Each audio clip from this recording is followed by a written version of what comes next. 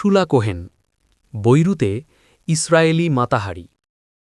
১ ১৯৪৭ সালের ২৪শে December Christmas eve উপলক্ষে লেবাননের রাজধানী বৈরুতে আয়োজিত একটি সরকারি ভোজসভায় যোগ দিয়েছেন দেশটির গণ্যমান্য ব্যক্তিবর্গ। খ্রিস্ট ধর্মের অনুসারীদের বাইরেও সেখানে আমন্ত্রিত ছিলেন সমাজের বিভিন্ন ধর্মের প্রতিনিধিগণ এবং বিভিন্ন সম্প্রদায়ের গুরুত্বপূর্ণ সদস্যবৃন্দ। ছিলেন লেবানন এবং সিরিয়ার উচ্চপদস্থ সামরিক কর্মকর্তাগণ।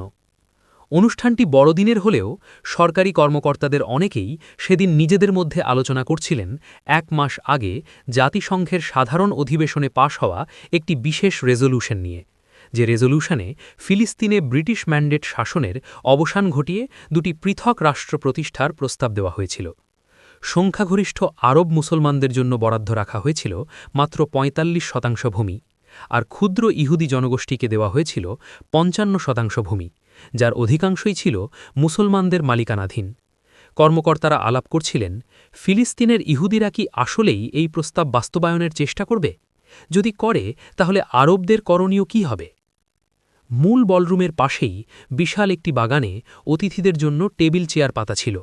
ভোজন পর্ব শেষে বলরুম থেকে বাগানের মাঝে এসে উপস্থিত হন সিরীয় এবং লেবানিজ সেনাবাহিনীর ২ চিফ অফ স্টাফ সহ বেশ কিছু উচ্চপদস্থ সামরিক কর্মকর্তা। বাগানের মাঝখানে গোল হয়ে দাঁড়িয়ে তারা নিজেদের মধ্যে আলাপ আলোচনায় মশগুল হয়ে ওঠেন। তারা হয়তো লক্ষ্য করেননি কিংবা লক্ষ্য করলেও গুরুত্ব দেননি, তাদের অদূরেই উল্টোবিকে ফিরে একটি চেয়ারে বসেছিলেন অত্যন্ত রূপবতী এবং সম্ভ্রান্ত চেহারার এক নারী, বৈরুতের ইহুদি কোয়ার্টারের এক স্কুল শিক্ষিকা এবং বিশিষ্ট সমাজসেবী শুলা কোহেন। অমায়িক ব্যবহার, চমৎকার হাসি এবং আকৃষ্ট করার স্বভাবজাত গুণের অধিকারী শুলা কোহেনের যে কোনো মানুষকে সহজেই আপন করে নেওয়ার এক অসাধারণ ক্ষমতা ছিল। স্কুলের প্রতিনিধি হিসেবে দীর্ঘদিন ধরেই তার লেবাননের শিক্ষা মন্ত্রণালয়ে আসা যাওয়া ছিল। সেই সুবাদে উচ্চপদস্থ সরকারি কর্মকর্তাদের সহিত ঘনিষ্ঠ সম্পর্ক গড়ে উঠেছিল। তিনি হয়ে উঠেছিলেন বৈরুতের ইহুদি সম্প্রদায়ের সবচেয়ে সম্মানিত এবং সবচেয়ে প্রভাবশালী ব্যক্তিদের একজন। সেই সুবাদেই তিনি আমন্ত্রণ পেয়েছিলেন বড়দিনের অনুষ্ঠানটিতে। শুলা প্রথমে সামরিক কর্মকর্তাদেরকে লক্ষ্য করেননি, কিন্তু হঠাৎ করেই তিনি টের পান তারা ইহুদিদেরকে নিয়ে গুরুত্বপূর্ণ কিছু একটা আলোচনা করছেন। তিনি কান খাড়া করে শোনার চেষ্টা করতে থাকেন। কিছুক্ষণের মধ্যেই তিনি বুঝতে পারেন তারা কর্নেল ফৌজি নামে কোনো এক সামরিক কর্মকর্তার নেতৃত্বে ঘটতে যাওয়া একটি অপারেশনের ব্যাপারে আলাপ করছেন। কর্নেল ফৌজিকে দায়িত্ব দেওয়া হয়েছে সিরীয় এবং লেবানিজ সেনাদের সমন্বয়ে গঠিত বিশেষ একটি বাহিনী নিয়ে ফিলিস্তিনের গ্যালিলির ইহুদি বসতিগুলোর উপর আক্রমণ করার। ইহুদিদের উপর আক্রমণের পরিকল্পনা শুনে গুলা কোহেনের শরীর অবশ হয়ে আসতে থাকে, হাত পা কাঁপতে শুরু করে, দৃষ্টি ঝাপসা হয়ে আসে। কেবল তার শ্রবণ শক্তি ঠিকমতো কাজ করছিল। সেই অবস্থাতেই তিনি সামরিক কর্মকর্তাদের পরিকল্পনা শুনে যেতে থাকেন। তিনি বুঝতে পারেন অবিলম্বে তাকে এই সংবাদ জেরুজালেমের ইহুদি নেতাদের কাছে পৌঁছে দিতে হবে, না হলে ইহুদি রাষ্ট্র প্রতিষ্ঠার তাদের যে সুদীর্ঘ পরিকল্পনা এবং প্রস্তুতি তা হয়তো শুরুতেই নস্যাৎলে যাবে। সেদিন রাতে ঘরে ফিরেই শুলা কোহেন একটি চিঠি লিখতে বসেন। তখনও মুসাদের জন্ম হয়নি। তিনি চিঠিটি লেখেন মুসাদের পূর্বসূচি জেরুজালেমের জুইশ কাউন্সিলের নেতাদেরকে উদ্দেশ্য করে। প্রথমে তিনি সাধারণ কালি দিয়ে খুবই সাধারণ একটি চিঠি লেখেন, তার এক কাজিনকে সম্বোধন করে, কিন্তু চিঠির শব্দগুলোর মধ্যবর্তী দূরত্ব বাড়িয়ে দেন যত বেশি সম্ভব। এরপর ছোটবেলায় স্কাউটে শেখা পদ্ধতি ব্যবহার করে অদৃশ্য কালিতে ফাঁকা স্থানগুলোতে লেখেন তার বার্তা। তিনি লেখেন, আমার নাম গুলামিত কোহেন, আমি একজন ইহুদি। আমার বাস বৈরুতের আবু জামিল উপত্যকায়। আমার কাছে অত্যন্ত গুরুত্বপূর্ণ তথ্য আছে এবং আমি চাই আপনাদের হয়ে গোয়েন্দাগিরি করতে। জাতিসংঘের অধিবেশনের পরপরই বৈরুতের সাথে জেরুজালেমের সব ধরনের যোগাযোগ বন্ধ হয়ে গিয়েছিল, কিন্তু শুলা কোহেন তার ব্যবসায়ী স্বামীর পরিচিত সীমান্তবর্তী এক আরব লেবানিজের মাধ্যমে চিঠিটি জেরুজালেমে পাঠানোর ব্যবস্থা করেন। এরপর তিনি অপেক্ষা করতে থাকেন। দিন যায়, সপ্তাহ যায়, মাস যায়। হঠাৎ একদিন গভীর রাতে তার বৈরুতের বাসার দরজায় কড়া নাড়ার আওয়াজ আসে। এক বার্তাবাহক তার হাতে একটি চিঠি ধরিয়ে দিয়ে যায়। জেরুজালেম থেকে তার কাজিন চিঠিটির উত্তর দিয়েছে। দরজা বন্ধ করে চিঠি খোলেন শুলা। না, তার কাজিন না। তিনি যেমনটি আশা করেছিলেন, চিঠিটি আসলে পাঠিয়েছে জেরুজালেমের জুইশ কাউন্সিলের নেতারা। তারা একটি অপারেশনের ব্যাপারে শুলার সাহায্য চান। শুলা বুঝতে পারেন এটাই হতে যাচ্ছে তার প্রথম অ্যাসাইনমেন্ট এবং সেই সাথে তার যোগ্যতা যাচাইয়ের পরীক্ষা। তার মুখে তৃপ্তির হাসি ফুটে ওঠে। অবশেষে তিনি তার দেশের জন্য কিছু একটা করতে পেরেছেন। 2 সুলামিত আরাজাই কোহেনের জন্ম ১৯১৭ সালে আর্জেন্টিনায়। তার বাবা ছিলেন একজন মিশরীয় ইহুদি, যিনি টেক্সটাইল ব্যবসার কাজে সপরিবারে আর্জেন্টিনায় বসবাস করতেন। সুলার বাবা মা দুজনেই ছিলেন জায়নবাদী। বিশ্বের বিভিন্ন প্রান্তে ছড়িয়ে ছিটিয়ে থাকা ইহুদিদের জন্য ফিলিস্তিনের বুকে জোরপূর্বক একটি ইহুদি রাষ্ট্র প্রতিষ্ঠার ঘোর পক্ষপাতী। ভবিষ্যৎ রাষ্ট্র ইসরায়েলের সেবা করার জন্য তারা একে একে ১২ সন্তানের জন্ম দেন। সুলা ছিলেন ১২ ভাইবোনের মধ্যে চতুর্থ। সুলার বয়স যখন মাত্র ৫ বছর, তখন তার বাবা তাদেরকে নিয়ে প্রথমে ইরাকের বাকুবায় এবং পরবর্তীতে বসরায় গিয়ে বসতি স্থাপন করেন। সুলার শৈশব কৈশোরের একটি বড় অংশ কাটে ইরাকে। এ সময় তিনি আরবি ভাষায় দক্ষতা অর্জন করেন। সুলার বয়স যখন ১৫ বছর, তখন তাদের পরিবার ইরান হয়ে প্রথমে ফিলিস্তিনের হাইফায় এবং এরপর জেরুজালেমে স্থায়ী হয়। সুলা সেখানকার নামকরা অ্যাভেলিনা ডি রথচাইল্ড স্কুলে ভর্তি হন এবং জায়নবাদী আদর্শে দীক্ষিত হতে শুরু করেন। সুলার বাবা ব্যবসায়িক কাজে জেরুজালেম এবং বুয়েন্স আয়ার্সে আসা যাওয়ার মধ্য দিয়ে দিন কাটাতে থাকেন। কিন্তু আর্জেন্টিনায় অর্থনৈতিক সংকট দেখা দিলে তিনি ব্যবসায় মার খেয়ে যান। তার পরিবারের আর্থিক অবস্থা এত বেশি খারাপ হয়ে পড়ে যে ছেলেমেয়েদের ভরণপোষণ চালানো তার জন্য কঠিন হয়ে উঠতে থাকে। ফলে তিনি বৈরুতের এক ধনী ব্যবসায়ী জোসেফ কিশিক কোহেনের সাথে সুলার বিয়ে ঠিক করেন। তখন সুলার বয়স ছিল মাত্র ১৭ বছর। বিয়ের পরপরই স্বামী জোসেফের সাথে বৈরুতে গিয়ে ওঠেন সুলা। ৩০-এর দশকে বৈরুতকে বলা হতো মধ্যপ্রাচ্যের প্যারিস।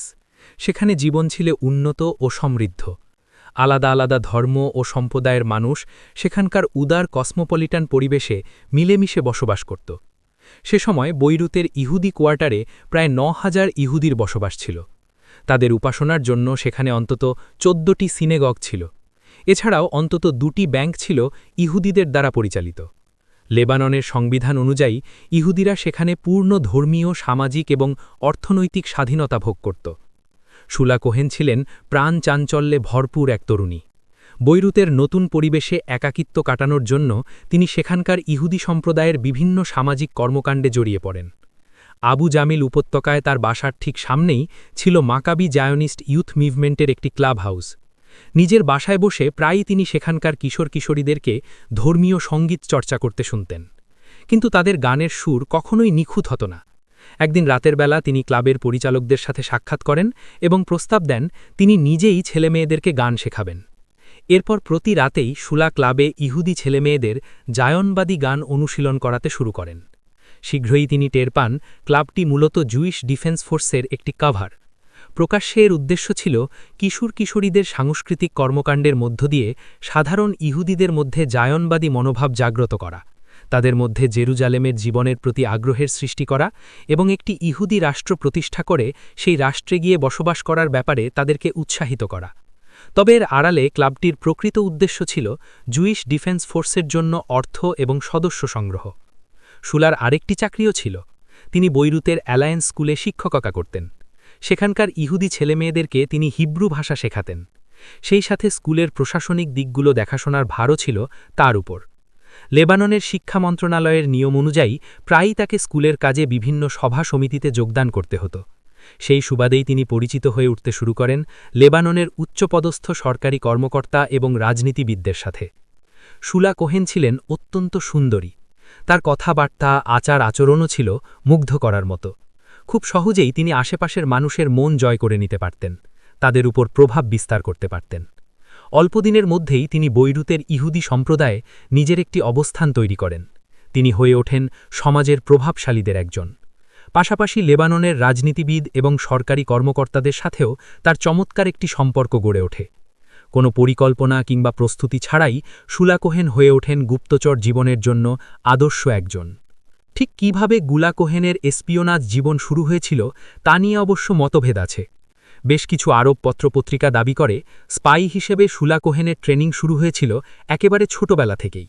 তাদের দাবি অনুযায়ী ফিলিস্তিনে ফেরার পরপরই পরিবারের অর্থনৈতিক সংকট লাঘবের জন্য তিনি তেল আভিভের একটি ক্লিনিকে সেক্রেটারি হিসেবে চাকরি নিয়েছিলেন। সেখানেই প্রথম তার পরিচয় হয় এক পোলিশ ইহুদি জেনারেলের সাথে। সেই জেনারেলের সাথে তার প্রেমের সম্পর্ক গড়ে ওঠে এবং তার হাত ধরেই তিনি এসপিওনাজ জগতে প্রবেশ করেন। এই দাবি অনুযায়ী তেল আভিবে শুলা কোহেনকে দীর্ঘ প্রশিক্ষণ দেওয়ানো হয়। তাকে ইংরেজি ভাষা শেখানো হয়, গোপন বার্তা আদান প্রদানের বিভিন্ন প্রক্রিয়া শেখানো হয় রূপ যৌবনকে কাজে লাগিয়ে শত্রুপক্ষের কর্মকর্তাদেরকে আকৃষ্ট করে তাদের কাছ থেকে গোপন তথ্য হাতিয়ে নেওয়ার বিভিন্ন কলাকৌশল। পরবর্তীতে ইহুদিদের গোয়েন্দা সংস্থাই বৈরুতের ব্যবসায়ী জোসেফ কিশিক কোহেনের সাথে তার বিয়ের আয়োজন করে, যেন তিনি বৈরুতে গিয়ে বসবাস করার অজুহাতে সেখানকার সমাজে মিশে গিয়ে গুপ্তচর বৃত্তি শুরু করতে পারেন। তবে ১৭ সালের বড়দিনের রাতে জুইশ কাউন্সিলের কাছে তার পাঠানো চিঠি থেকে ধারণা করা হয় তার গোয়েন্দাগিরিতে জড়িয়ে পড়াটা নিতান্তই কাকতালীয়। নিজ যোগ্যতার বলেই তিনি বৈরুতের সমাজের প্রভাবশালী ব্যক্তিদের সাথে সুসম্পর্ক গড়ে তুলতে সক্ষম হয়েছিলেন। এরপর যখন তিনি বুঝতে পেরেছিলেন তাদের সাথে তার এই সম্পর্ককে কাজে লাগিয়ে তার পক্ষে গোপন তথ্য হাতিয়ে নেওয়া সম্ভব, তখন তিনি নিজে থেকেই জেরুজালেমের জুইশ কাউন্সিলের সাথে যোগাযোগ করে গুপ্তচর বৃত্তির প্রস্তাব দিয়েছিলেন। সে সময় বৈরুতে কোনো ইহুদি গুপ্তচর না থাকায় জুইশ কাউন্সিল শুলা কোহেনকেই তাদের প্রধান স্পাই হিসাবে দায়িত্ব অর্পণের নির্দেশ নিয়েছিল। ৩. দ্বিতীয় বিশ্বযুদ্ধের সময় নাৎসি জার্মানরা ইউরোপের বিভিন্ন দেশে ইহুদিদের উপর গণহত্যা শুরু করলে প্রাণ বাঁচানোর জন্য তারা দলে দলে জাহাজ বোঝাই করে ফিলিস্তিনে এসে আশ্রয় নিতে শুরু করে। সে সময় ফিলিস্তিনের নিয়ন্ত্রণ ছিল ব্রিটিশদের হাতে। ব্রিটিশরা অনেক আগেই ইহুদিদের সাথে ইসরায়েল প্রতিষ্ঠার ব্যাপারে গোপন সমঝোতায় পৌঁছেছিল, কিন্তু ইহুদিদের সংখ্যা এবং তাদের সন্ত্রাসী কার্যক্রমের পরিমাণ উত্তরোত্তর বৃদ্ধি পেতে থাকলে ব্রিটিশরা শঙ্কিত হতে শুরু করে।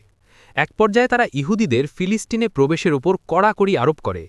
এরকম সময় গুলা কোহেনের পাঠানো চিঠিটি এসে পৌঁছে জেরুজালেমের জুইশ কাউন্সিলের নেতাদের হাতে। তারা গুলাকে কাজে লাগানোর সিদ্ধান্ত নেন। লেবাননের দক্ষিণে ফিলিস্তিনের সীমান্তবর্তী গ্রামগুলোর বেশ কিছু পরিবারের সদস্যদেরকে ইহুদিরা আগেই হাত করে নিয়েছিল। তাদের একজন ছিল মুসা আল আবদুল্লাহ। মুসার মাধ্যমেই জুইশ কাউন্সিল শুলার কাছে চিঠির জবাব পাঠায়।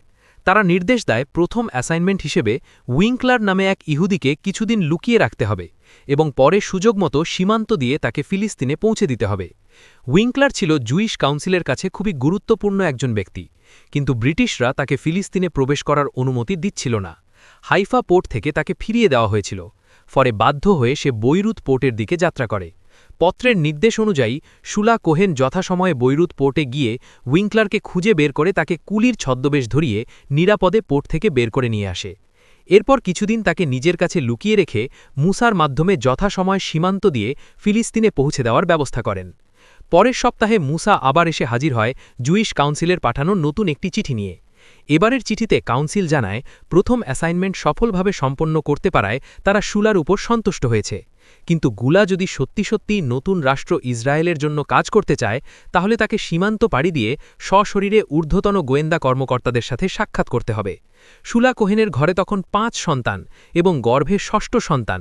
সে অবস্থাতেই তিনি দুর্গম পাহাড়ি অঞ্চল দিয়ে মুসার সাথে যাত্রা করেন সীমান্তের উদ্দেশ্যে। শুরু হয় তার নতুন এসপিওনাজ জীবন। মুসার সাথে জিপে করে শুলা প্রথমে উপস্থিত হন দক্ষিণ লেবাননের আল খিয়াম গ্রামে। সেখানে মুসার বাড়িতে রাত কাটিয়ে পরদিন সকালে তারা পুনরায় যাত্রা শুরু করেন। কর্দমাক্ত পাহাড়ি রাস্তা দিয়ে মাইলের পর মাইল হেঁটে অবশেষে পাড়া এসে পৌঁছেন সীমান্তের ওপারে অবস্থিত ফিলিস্তিনের মেলুতা শহরে। সেখানে ইহুদিদের গোপন সংগঠন হাগানার কর্মকর্তারা তাকে দীর্ঘ সময় ধরে জিজ্ঞাসাবাদ করে। উত্তরে সন্তুষ্ট হওয়ার পর তারা তাকে দায়িত্ব বুঝিয়ে দেয়। গুপ্তচর হিসেবে শুলার প্রধান দায়িত্ব হয় লেবাননে অবস্থিত আরব ফিদাইনদের ট্রেনিং ক্যাম্পগুলোর অবস্থান, সৈন্য সংখ্যা, অস্ত্রশস্ত্রের পরিমাণ, কমান্ডারদের পরিচয় প্রভৃতি বিষয়ে তথ্য সংগ্রহ করে সেগুলো হেডকোয়ার্টারে প্রেরণ করা। একই সাথে পার্শ্ববর্তী সিরিয়া, ইরাক এবং ইরান থেকে আসা ইহুদি শরণার্থীদেরকে সাময়িকভাবে আশ্রয় দিয়ে এরপর ফিলিস্তিনে পৌঁছে দেওয়ার দায়িত্ব তার উপর দেওয়া হয়। বৈরুতে ফিরে এসে পুরো দমে কাজ শুরু করেন শুলা কোহেন। বৈরুতের সারসোক মার্কেটে তার স্বামী জোসেফের একটি দোকান ছিল। সেখানে লেবাননের বিভিন্ন এলাকার ব্যবসায়ীদের আনাগোনা ছিল। ডক্টর আতিয়া এবং আলবার্ট এলিয়া নামে দুজন প্রভাবশালী ইহুদি নেতার সাহায্যে গুলা লেবাননের আন্ডারওয়ার্ল্ডের সাথে সম্পর্ক গড়ে তোলেন এবং তাদের মাধ্যমে বেশ কিছু গুপ্তচর ও সহযোগী নিয়োগ করেন। এই গুপ্তচরদের মাধ্যমে তিনি তার স্বামীর দোকানে আসা ব্যবসায়ীদের কাছ থেকে আরব যোদ্ধাদের সম্পর্কে বিভিন্ন তথ্য সংগ্রহ করে তার ঊর্ধ্বতন কর্মকর্তাদের কাছে পাঠাতে শুরু করেন। প্রথম জেরুজালেমের সাথে যোগাযোগ করার জন্য শুলাকে গোপন কালিতে লেখা চিঠির উপরেই নির্ভর করতে হতো। চিঠি পাঠানোর পর কয়েক সপ্তাহ পর্যন্ত প্রতিদিন নির্ধারিত সময়ে তাকে ইসরায়েলি রেডিওর ফ্রিকোয়েন্সি ধরে বসে থাকতে হতো। যদি রেডিওতে নির্দিষ্ট সময়ে বিখ্যাত মিশরীয় সঙ্গীতশিল্পী আবদেল হালিম হাফেজের জানা আল হাওয়া জানা গানটি বেজে উঠত, তাহলেই তিনি বুঝতে পারতেন তার চিঠিটি নিরাপদে পৌঁছেছে। এটি ছিল জেরুজালেমের সাথে তার যোগাযোগের অনেকগুলো গোপন পদ্ধতির একটি। পরবর্তীতে অবশ্য জর্জ মুলকো নামে এক ফরাসি ইহুদি গোয়েন্দা এবং তার স্ত্রী অ্যান ম্যারি শুলাকে সহজে যোগাযোগ করার জন্য ট্রান্সমিটার সহ বিভিন্ন যন্ত্রপাতি সরবরাহ করেছিলেন। অন্যদিকে জেরুজালেম থেকে যদি শুলার জন্য নতুন কোনো নির্দেশনা পাঠানোর প্রয়োজন হতো, তাহলে সেটা পাঠানো হতো বৈরুতের একটা ফার্মেসির মাধ্যমে। মাঝে মাঝেই তার কাছে ফার্মেসি থেকে ফোন আসত, এই বলে যে তিনি যে ওষুধের অর্ডার দিয়েছিলেন সেটা এসে পৌঁছেছে। তিনি যথাসময়ে ফার্মেসিতে গিয়ে নির্দিষ্ট ওষুধটা কিনে আনতেন। সেই ওষুধের লেবেলের উল্টো পিঠে অদৃশ্যে কালিতে লেখা থাকত গোপন কোনো নির্দেশ, যা কেবল আগুনের তাপে ধরলেই দৃশ্যমান হতো। ডক্টর আতিয়া এবং আলবার্ট এলিয়ার সহায়তায় শুলা অপারেশন আলিয়া বেতের জন্য একাধিক রুটও প্রতিষ্ঠা করেন। অপারেশন আলিয়া বেত ছিল বিশ্বের বিচ্ছিন্ন দেশ থেকে ইহুদিদেরকে ইসরায়েলে পাচার করার অপারেশন। নিজের বিশাল বিস্তৃত নেটওয়ার্ককে কাজে লাগিয়ে শুলা হাজার হাজার ইহুদি পরিবারকে লেবাননের সীমান্ত দিয়ে ইসরায়েলে পৌঁছে দেন। অধিকাংশ যাত্রায় এসব পরিবারের সাথে তিনি নিজেও উপস্থিত থাকতেন। তাদেরকে নিরাপদে সীমান্তের ওপারে পৌঁছে দিয়ে তিনি আবার এপারে ফিরে আসতেন। ইহুদিদেরকে ইসরায়েলে গিয়ে বসবাস করার অনুপ্রেরণা জোগানোর জন্য তিনি নিজের 2 সন্তানকেও জেরুজালেমে পাঠিয়ে দিয়েছিলেন। গুপ্তচর বৃত্তি মানেই সার্বক্ষণিক ঝুঁকি। শুলা কোহেনকেও তার অপারেশন পরিচালনা করতে হতো জীবনের ঝুঁকি নিয়ে, কিন্তু উপস্থিত বুদ্ধি আর সৌন্দর্য আর মিষ্টি কথা দিয়ে মানুষকে প্রভাবিত করার ক্ষমতা ব্যবহার করে তিনি সহজেই যে কোনো বিপদ থেকে উদ্ধার পেয়ে যেতেন। 1950 সালে যখন তার এক বার্তাবাহক লেবানিজ বাহিনীর হাতে ধরা পড়ে যায়, তখন লেবানিজ গোয়েন্দা সংস্থা তাকে তলব করে বসে। কিন্তু তাদের হাতে ধরা পড়ার পরিবর্তে শুলা তাকে জিজ্ঞাসাবাদের দায়িত্বে থাকা গোয়েন্দা কর্মকর্তা মেজর জর্জ অ্যান্টনের সাথে ঘনিষ্ঠ সম্পর্ক গড়ে তোলেন এবং পরবর্তীতে অর্থের লোভ দেখিয়ে তাকেও গুপ্তচর বৃত্তিতে জড়িয়ে পড়েন। একইভাবে শুলা লেবাননের প্রচুর পাসপোর্ট অফিসার, ইমিগ্রেশন কর্মকর্তা, রাজনীতিবিদ এবং স্থানীয় গোত্রীয় নেতাদের হাত করে ফেলেন। যদি কখনো সীমান্ত পাড়ি দিতে গিয়ে ইহুদিরা ধরা পড়ে যেত, গুলা তার প্রভাব খাটিয়ে অল্প সময়ের মধ্যেই তাদেরকে মুক্ত করে আনতে পারতেন। কিন্তু তারপরেও 1952 সালে একবার তিনি ধরা পড়ে গিয়েছিলেন। সে সময় দামেস্ক থেকে আসা 300 ইহুদিকে সমুদ্রপথে 3টি জাহাজে করে পার করে দেওয়ার প্রস্তুতি নিচ্ছিলেন তিনি। প্রথম 2টি জাহাজ নিরাপদেই চলে যেতে পেরেছিল, কিন্তু তৃতীয় জাহাজ এসে পৌঁছাবার আগেই কারো কাছ থেকে সংবাদ পেয়ে পুলিশ ঘটনাস্থলে ছুটে আসে। পুলিশের সাইরেন শুনেই শুলা সমুদ্র সৈকতে ছুটে যান এবং ইশারা দিয়ে ইহুদিদেরকে বহন করে আসা ট্যাক্সিগুলোকে ফিরিয়ে দেন এবং এরপর নিজেও পালিয়ে যান। পুলিশ ঘটনাস্থল থেকে মাত্র 12 জন ইহুদিকে গ্রেপ্তার করতে সক্ষম হয়।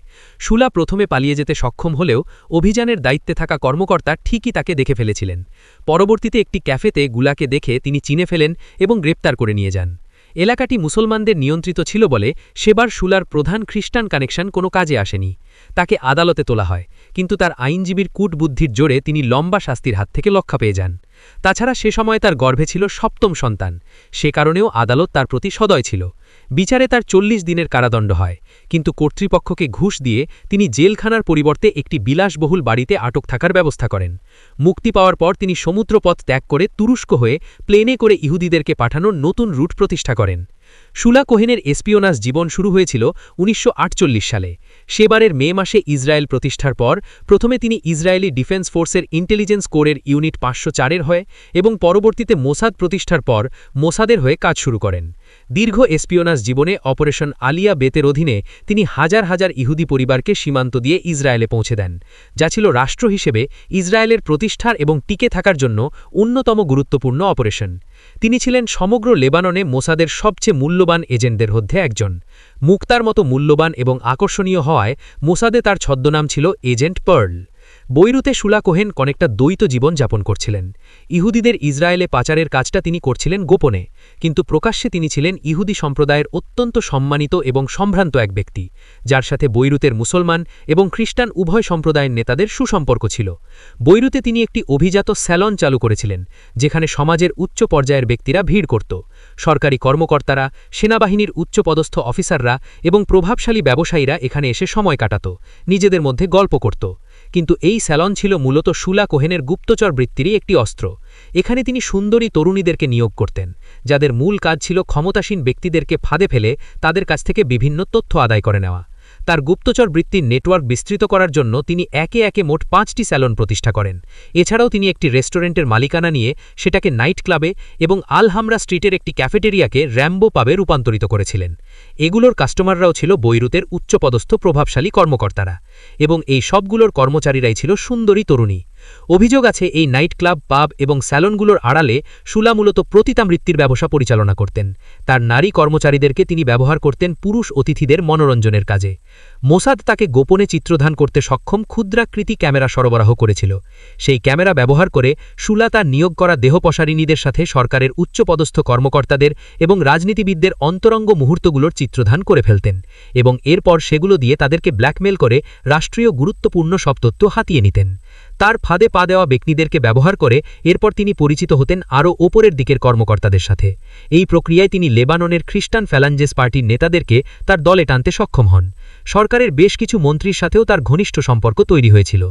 এমনকি লেবাননের প্রেসিডেন্ট কামিল শামুন এবং প্রধানমন্ত্রী রিয়াদ আল সোলহের সাথেও তার পরিচয় হয়েছিল।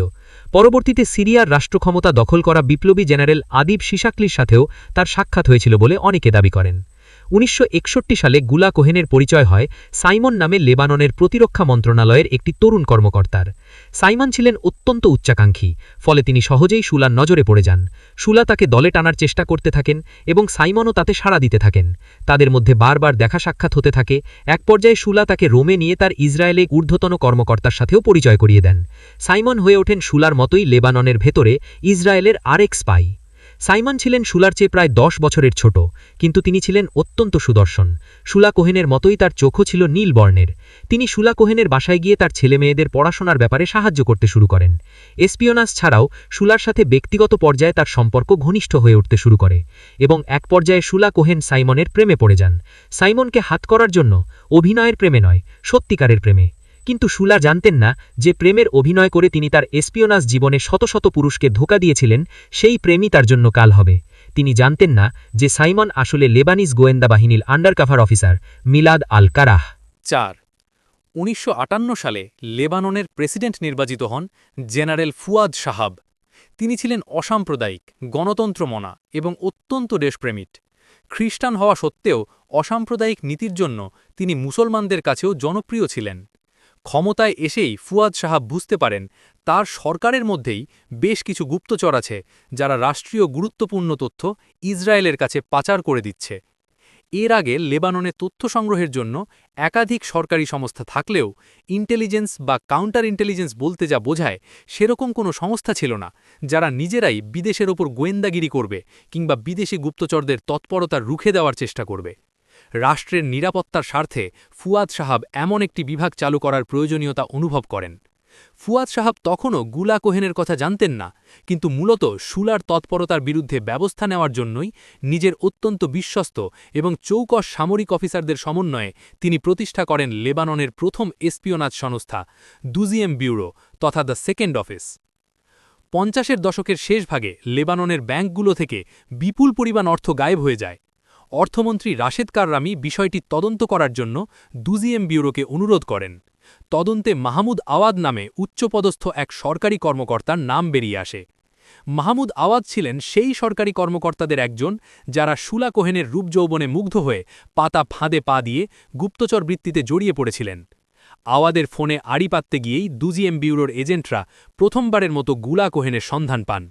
তাদের সন্দেহের তীর গিয়ে পড়ে আপাত সম্ভ্রান্ত এই ইহুদি নারীর ওপর, যার সাথে আওয়াজ প্রায়ই লেবাননের রাষ্ট্রীয় বিষয়ে আলাপ আলোচনা করতেন। শুলা কোহেনের ফোনে কয়েকদিন আড়ি পাতার পরেই দুজিএম ব্যুরোর কর্মকর্তারা বুঝতে পারেন এই নারী সাধারণ কেউ না। সবার চোখের সামনে দিয়ে বছরের পর বছর ধরে তিনি পরিচালনা করে আসছিলেন বিশাল এক এসপিওনাজ নেটওয়ার্ক। দুজিএম ব্যুরোর ফান্ডিং ছিল খুবই সীমিত, কিন্তু তারপরেও শুলা কোহেনের গুরুত্ব বুঝতে পেরে তারা তাদের সমস্ত লোকবল নিয়োগ করেন গুলা কোহেনের পেছনে। তাদের এজেন্টরা গুলার অ্যাপার্টমেন্টে তার ফ্ল্যাটের ঠিক ওপরের এবং সামনের 2টি ফ্ল্যাট ভাড়া নিয়ে 3 শিফটে 24 ঘণ্টা করে তার ওপর নজরদারি শুরু করেন। একই সাথে অ্যাপার্টমেন্টের বাইরে তাদের এজেন্টরা ফল আর সংবাদপত্র বিক্রেতার ছদ্মবেশে তার কাছে আসা যাওয়া ব্যক্তিদের ওপর নজর রাখতে থাকেন। দুজিএম ব্যুরোর এজেন্টরা শুলার সকল ফোন আলাপ, তার কাছে কারা আসছে, কারা যাচ্ছে, কী বিষয়ে আলাপ করছে, সব কিছু রেকর্ড করে বিশ্লেষণ করতে শুরু করেন।